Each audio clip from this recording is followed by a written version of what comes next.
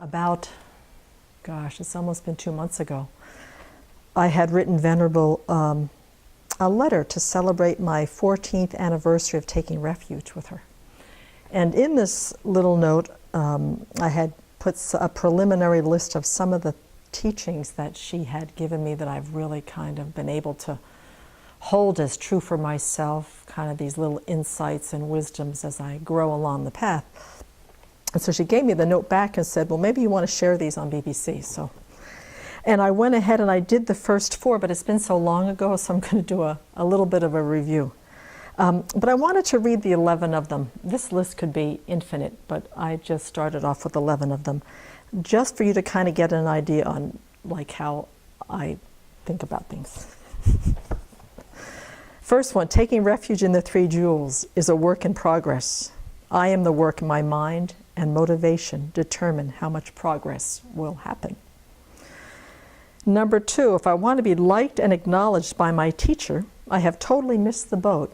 In fact, I'm not even at the dock. Number 3, practicing the path is not about being comfortable. Number 4, my self-centered thoughts' major pastime as a romance novelist fiction writer has no redeeming value whatsoever. Besides, she only has 1 reader. Number 5, it's humbling to admit how little I understand what practicing the Dharma actually requires. See number 3. Number 6, flying under the radar screen in regards to ethical conduct is a major cause for all crash landings. Number 7, in India, I got a tiny taste of how many sentient beings bodhicitta is referring to. Number 8, learning to discern what to cultivate and what to abandon is profound. Figure this out, Semke, practice it every moment, and the rest of the path will follow. Number 9, I am not in control of anything whatsoever. Number 10, living in community has shown me the truth of number 8, which is learning to discern what to cultivate and what to abandon is profound. And then number 11, ordination and keeping the precepts are truly a form of self-protection that helps me to grow my fearlessness. I have since added on to this list in my mind. But I wanted to go over it, just review the first 4 that I shared a few weeks ago, and then maybe I'll get to number 5. And I've thought about them some more. That's the great thing about writing a letter to your teacher, is that, especially when she gives it back to you, is that you can look at what you wrote about 2 months ago and then go back and go, wow, that's changed, or I think about it differently, or something, there's some changes that have happened.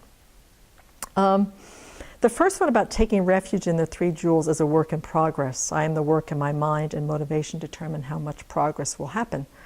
I think for me, refuge has really become all about a relationship. First, on the external side, certainly my relationship to the Buddha, Dharma, and Sangha, to the Buddha, to this remarkable being who taught and realized the Dharma in his own mind, and through his incredible compassion taught it to the world. And all these remarkable beings who, by practicing and realizing it in their own minds, the Sangha jewel, are also part of what I take refuge or take safe direction in. But what the refuge has really taught me is that there's what they call the resultant refuge. The Buddha, Dharma, and Sangha, the Buddha and his teachings and the Arya Sangha are like these causal refuge, those that guide, those that inspire. But in the long term, over the years, I've found that they have helped me to really connect to my own, what is called the causal refuge, which has really healed some very, very deep places in me to where I didn't trust my own wisdom, that I had a lot of obstacles, and I still do, but I didn't have a relationship to myself and to my own potential. And that this causal refuge of the Buddha, Dharma, and Sangha really connected me to my potential. I'm not anywhere there yet, but there's something about creating the causes and conditions to tap into that Buddha nature, that potential that I have to be able to become one day, one life, way in the future, also the Buddha, the Dharma, and the Sangha jewel myself. So taking refuge, for all these 14 years, I have really seen my relationship to myself really start to grow in compassion, to grow in some forgiveness, to grow in some self-acceptance, to grow in some sense of joy in the journey, and to really extend myself to the world that I never really felt I was capable of doing. So for me, taking refuge in the Three Jewels is all about the Buddha's teachings and his modeling to help me really grow my own wisdom and my own good heart. So it's it's very intimate, and it's been very personal, it's been very difficult, but I really feel that the Triple Gem has been a huge part of me connecting to myself. The first, and then the second one, if I want to be liked and acknowledged by my teacher, I've totally missed the boat. In fact, not even close to the dock. I think and it might be just me, it could be some of you, it could be those of us in the West, is that when I first met her, when I first met Venerable Chudrin, I had a very, very deep heart connection. I don't know whether it was karma ripening or what, but the first time I ever laid eyes on her, I knew that I had come home. But what I find out is that my self-centered thought over the years that followed really tried to change that heart connection into a very special relationship. One where I would be, in the inner circle, and that I would be able to be her, sidekick and be close and things like that, and be very, looking for a little bit of a pat on the back, a little bit of stroking. And Venerable just doesn't go there. And my self-centered thought has just been lassoed and wrangled and put in the corner more times than I can tell you by Venerable coming up to me and just gently and firmly throwing a mirror in my face. And what she's saying is, this relationship is not about being friends. This relationship is not about being special. My whole relationship to you is to be able to show you what it is you need to cultivate and what it is that you need to abandon. And I will do that from now until awakening. But forget about the things that are getting in the way of that, which is, if you think acknowledging and praise and kind and sweet words are really what I'm going to give you to get to awakening, go find some other teacher. So I've had to I've had to let go of trying to be acknowledged and trying to be praised and hearing a lot of sweet words. Although there have been 2 times in my life in the past 10 years since I've been here that Venerable wrote me a little note. One was about the forest first grant that we ever did, and she wrote this very acknowledging note. And then once years ago, when I was just so caught up in myself, that she just gave me this very great note of encouragement. And I still have those 2 notes. I keep them in my, those are the only 2 I've ever gotten. And they're in my notebook. When it's necessary and she knows that it's not going to be misunderstood, she's very generous in her acknowledgments. But to really see the role of my teacher as being, whatever she needs to do to help me along the path, she will do. And I've learned over the years to really appreciate when she's firm, when she's admonishing, when she's wrathful, and when she's just laughing and making me laugh at myself. So her skillful means has been really quite, has increased and deepened my trust in teacher-student relationship with her. And I'm kind of getting over this thing about needing to be liked by her. Okay, number 3, practicing the path is not about being comfortable. This one, the analogy about having a disease, it really works for me here. The acute disease of ignorance since beginningless time. I can relate so much to this analogy, and that I have had this crazy mind propelled by karma and affliction since who knows when, and I have just propelled myself through this cycle of aging, birth, sickness, and death, and I've been doing this since who knows how long.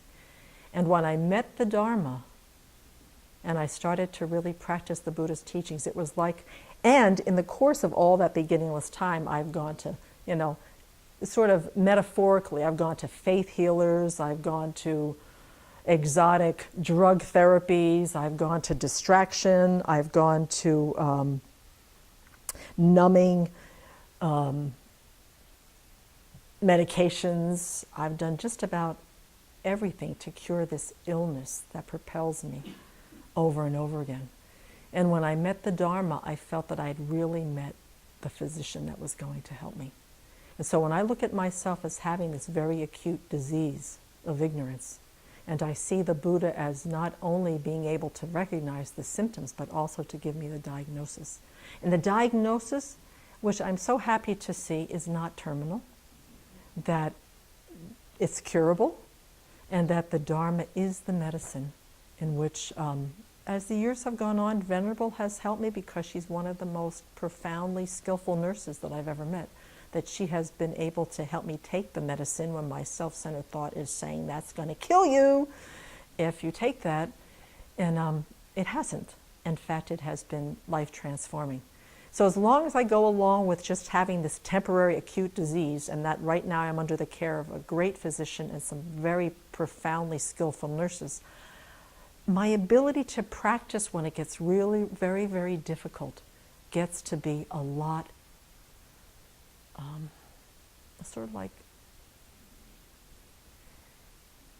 it gets to be a process of touching base with my own courage and touching base with my own fortitude and touching base with the long-term motivation of why I'm doing this in the first place, why I'm going after the self-centered thought, why I'm trying to abandon all the things that bring me suffering. Is that beautiful bodhicitta motivation, that awakening, which is going to be the final cure of this sickness that I have. But it's not a comfortable, having this sickness is not comfortable a lot of the time. And then lastly, the fourth one, which was my self-centered thoughts major pastime as a romance novelist. Oh yeah. Since beginningless time, writing about itself. Yes, the high drama, the warfares, the addictions, the scheming plots with sexual innuendos. And not only is it the author, but it's also the main protagonist in the story, and it's been writing them since beginningless time. And I've been the only reader. I've been trying to get other people to buy this book, but it doesn't really work very well because they have their own books going. They have their own novelist going. And I think that one of the greatest gifts that Venerable has ever taught me is to identify the self-centered thought and to know that it is not me, and that this novel needs to be recycled. Maybe page by page. Maybe I can't throw the whole book into the recycling or into the furnace, but I can certainly start tearing the pages apart, page by page, chapter by chapter. And that there's no need to write a story.